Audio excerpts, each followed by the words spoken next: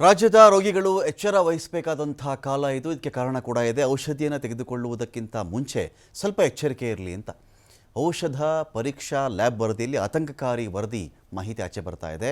ನೋಡಿ, ಜನವರಿಯಲ್ಲಿ 1133 ಔಷಧಿ ಮಾದರಿಗಳನ್ನು ವಿಶ್ಲೇಷಣೆ ಮಾಡಲಾಗಿದೆ. ಅಂದರೆ ರಾಜ್ಯದಲ್ಲಿ ತಲೆನೋವು, ಜ್ವರ, ಹಾರ್ಟ್ ಪ್ರಾಬ್ಲಮ್ಮು ಅಥವಾ ಡಯಾಬಿಟಿಕ್ಕು ಅಥವಾ BP, ಕ್ಯಾನ್ಸರ್, ಬೇರೆ ಬೇರೆ ಕಾಯಿಲೆಗಳಿದೆಯಲ್ಲ, ಈ ತರಹದ ಕಾಯಿಲೆಗಳಿಗೆ ಸಂಬಂಧಪಟ್ಟಂತೆ ಜನ ಏನೋ ಒಂದು ಡಾಕ್ಟರ್ ಒಂದು ಸ್ಲಿಪ್ಪನ್ನು ಬರ್ಕೊಟ್ಟಿರ್ತಾರೆ, ಅದನ್ನು ತೊಗೊಂಡು ಹೋಗ್ತಾರೆ, ಮೆಡಿಕಲ್ ಸ್ಟೋರ್ಗಳಿಗೆ ಹೋಗ್ತಾರೆ, ಔಷಧಿ ತೊಗೊಂಡು ಬರ್ತಾರೆ, ಅದನ್ನು ನುಂಗಕ್ಕೆ ಅಥವಾ ಔಷಧಿ ತೊಗೊಳಕ್ಕೆ ಶುರು ಮಾಡಿಬಿಡ್ತಾರೆ. ಆದರೆ ಈ ಔಷಧಿಗಳು ನಿಜವಾಗಿಯೂ ಡಾಕ್ಟ್ರು ಏನು ಬರೆದಿದ್ದರೋ ಅದೇ ಔಷಧಿ ನೀವು ತೊಗೊಂಡಿದ್ದೀರಾ, ಅಂದರೆ ಬೇರೆ ಔಷಧಿ ತೊಗೊಂಡಿದ್ದೀರಿ ಅಂತಲ್ಲ, ಅದೇ ಔಷಧಿ ಅಂತ ಕೊಟ್ಟಿರ್ತಾರಲ್ಲ, ಅದೇ ಕಳಪೆ ಆಗಿಬಿಟ್ರೆ ನೀವು ಅವಾಗ ಔಷಧ ತೊಗೊಳ್ಳಲ್ಲ, ಅದ್ರ ಬದಲಿಗೆ ಅದು ವಿಷಕ್ಕೆ ಸಮಾನ ಅದು ಅಂತ.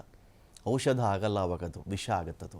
ಯಾವುದನ್ನು ನೀವು ಔಷಧ ಅಂತ ನುಂಗ್ತಾ ಇರ್ತೀರೋ ಅಥವಾ ಸೇವಿಸ್ತಾ ಇರ್ತೀರೋ ಅದು ನಿಮಗೆ ವಿಷ ಆಗಿಬಿಡುತ್ತೆ ಅಂತ. ನೋಡಿ, 1133 ಔಷಧಿಗಳ ಮಾದರಿ ವಿಶ್ಲೇಷಣೆ ಮಾಡಿರೋದು.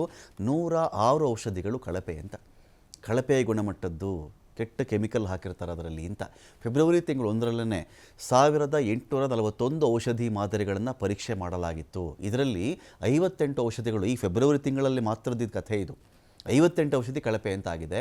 ನಗರದ ಬೇರೆ ಬೇರೆ ಕಡೆಯಿಂದ ಮಾದರಿ ಸಂಗ್ರಹ ಮಾಡಲಾಗಿತ್ತು. ಆರೋಗ್ಯ ಸಚಿವ ದಿನೇಶ್ ಗುಂಡೂರಾವ್ ಹೇಳಿಕೆಯನ್ನು ಕೊಟ್ಟಿದ್ದಾರೆ. ಅನ್ಸೇಫ್ ಔಷಧಿ ಮಾರಾಟ ಮಳಿಗೆಗಳ ಮೇಲೆ ಕ್ರಮ ತಗೊಳ್ತೀವಿ ಅಂತ.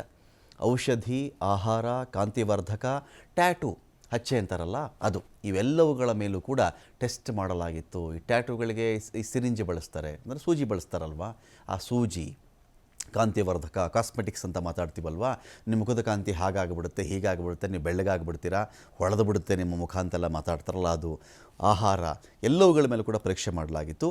ಕಾಸ್ಮೆಟಿಕ್ ಐಟಮ್ಗಳಲ್ಲಿ ಹಾನಿಕಾರಕ ಕಲರ್ಗಳನ್ನು ಬಳಸಲಾಗಿದೆ, ಇದು ದೃಢಪಟ್ಟಿದೆ ಇಲ್ಲಿ.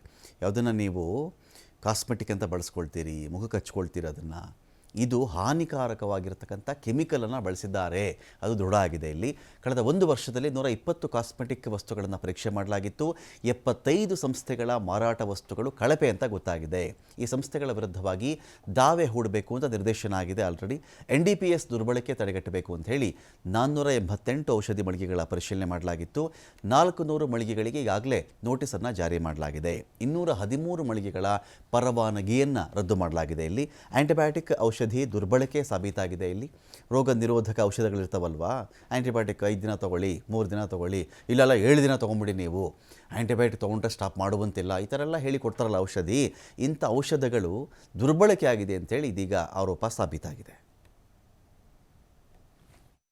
ಫೆಬ್ರವರಿ ತಿಂಗಳಲ್ಲಿ ನಾವು ನಮ್ಮ ಏನು ಔಷಧಿ ಪರೀಕ್ಷೆ ಮಾಡ್ತಕ್ಕಂಥದ್ದಿದೆ, ಜನವರಿ ತಿಂಗಳಲ್ಲಿ 1133 ಔಷಧ ಮಾದರಿಗಳನ್ನು ವಿಶ್ಲೇಷಣೆ ನಾವು ಮಾಡಿಸಿದ್ದೀವಿ. ಅದರಲ್ಲಿ 938 ಉತ್ತಮ ಬಂದಿದೆ ಅಂತ ಇದೆ ಮತ್ತು 106 ಅನುತ್ತಮ ಅಂತ ಬಂದಿದೆ.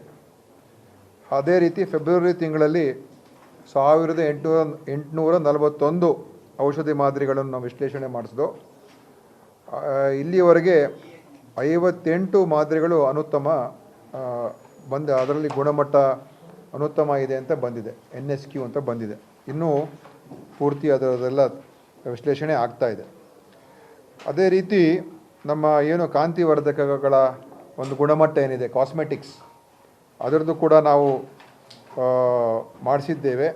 262 ಮಾದರಿಗಳನ್ನು ವಿಶ್ಲೇಷಣೆ ಮಾಡಿಸಿದೋ. ಅದರಲ್ಲಿ 120 ಉತ್ತಮ ಗುಣಮಟ್ಟ ಅಂತ ಬಂದಿದೆ. ಉಳಿದ ಇನ್ನೂ ವಿಶ್ಲೇಷಣೆ ಹಂತದಲ್ಲೇ ಇದೆ. ಅಂದರೆ ಯಾವುದು ಕೂಡ ಇದುವರೆಗೂ ಅನುತ್ತಮ ಅಂತ ಈ ಕಾಂತಿವರ್ಧಕಗಳಲ್ಲಿ ಕಾಸ್ಮೆಟಿಕ್ಸಲ್ಲಿ ಬಂದಿಲ್ಲ. ಡಿಸೆಂಬರು ಮತ್ತು ಜನವರಿ ತಿಂಗಳಲ್ಲಿ ನಮ್ಮ ಏನು ಕಾಂತಿವರ್ಧಕ ಅಧಿನಿಯಮ ಪ್ರಕಾರ ನಿಯಮಗಳನ್ನು ಉಲ್ಲಂಘನೆ ಮಾಡಿದ 75 ಸಂಸ್ಥೆಗಳ ವಿರುದ್ಧ ನ್ಯಾಯಾಲಯಗಳಲ್ಲಿ ಮೊಕದ್ದಮೆಯನ್ನು ದಾಖಲೆ ಮಾಡಿದ್ದೇವೆ. ಏನು ಡ್ರಗ್ಸ್ದು, ಕಾಂತಿವರ್ಧಕ ಅಲ್ಲ, ಔಷಧಿಗಳು ಯಾವುದ್ಯಾವುದು ಡಿಸೆಂಬರ್ ಜನವರಿಯಲ್ಲಿ ನಾವು ಮಾದರಿಗಳನ್ನು ವಿಶ್ಲೇಷಣೆ ಮಾಡಿಸಿ ಅನುತ್ತಮ ಅಂತ ಬಂದಿದೆ, ಅದರಲ್ಲಿ ಈಗ 75 ಸಂಸ್ಥೆಗಳ ವಿರುದ್ಧ ನಾವು ಮೊಕದ್ದಮೆಗಳನ್ನು ಹಾಕಿದ್ದೀವಿ. ಮುಖ್ಯವಾಗಿ ಜನವರಿ ತಿಂಗಳಲ್ಲಿ